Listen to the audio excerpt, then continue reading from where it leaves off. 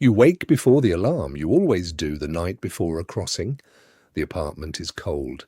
East Berlin apartments always are. The state heats buildings the same way it heats loyalty, unevenly, and only when someone's watching. Sewn into the lining of your coat, no bigger than a fingernail, is a strip of microfilm. 31 photographs, troop rotation schedules for the Soviet garrison at Karlshorst. If it reaches the other side, 3 intelligence officers get promoted. If it doesn't, you disappear.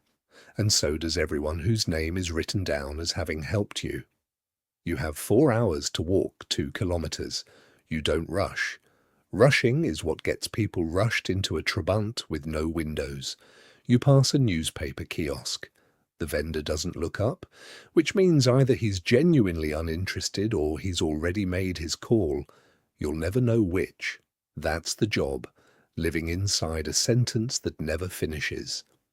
A Vopo stands on the corner, rifle slung, breath fogging in the September air. His eyes pass over you the way they pass over everyone. You are, this morning, extremely committed to being no one in particular. The cafe smells like chicory substitute pretending to be coffee. Your contact is at the back table, reading a newspaper he isn't reading. You say nothing. He says nothing. You order a coffee you won't drink and leave a coin on the saucer. Heads up. That's the signal that the film is still on you, still intact, still moving. He folds his paper. Leaves first. That's the protocol.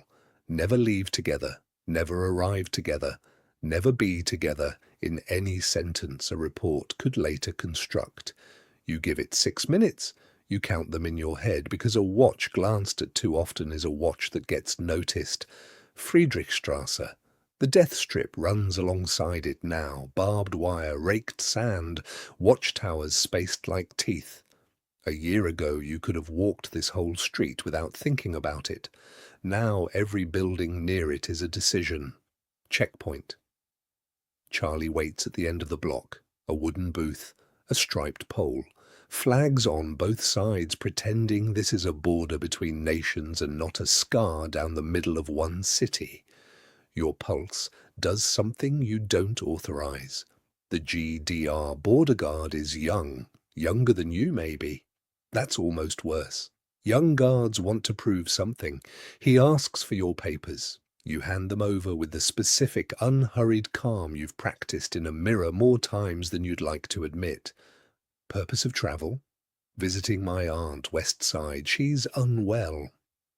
It's the 4th time you've said this sentence out loud today, including to yourself in the bathroom mirror. It has to sound like the first. He looks at your coat, just for a second. Coats are where things get sewn. He hands the papers back. Go. Between the 2 checkpoints is a stretch of pavement that belongs to no country at all, just concrete and floodlights and the particular silence of a place designed to make you feel watched, because you are. This is the part they don't train you for, the walking. 30 meters of nothing, where nothing can still go wrong. A shout, a whistle, a decision made 3 seconds too late by someone with a rifle and a bad night's sleep. You don't run. Running is a confession. The American MP barely glances at your documents. West Berlin doesn't interrogate arrivals, it just lets them arrive. You keep walking until the checkpoint is a shrinking shape behind you. Only then does your hand move, instinctively, to the seam of your coat, checking.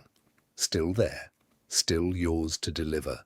Somewhere behind you, in an office you'll never see, a file gets a new stamp today. It won't have your real name on it, it never does. This is what the Cold War actually looked like for most of the people fighting it. Not tanks, not missiles, but a coat, a coin on a saucer, and 30 meters of concrete that could end a life without a single shot fired. You didn't win a war today. You just walked home with someone else's secrets sewn into your sleeve and lived long enough to do it again.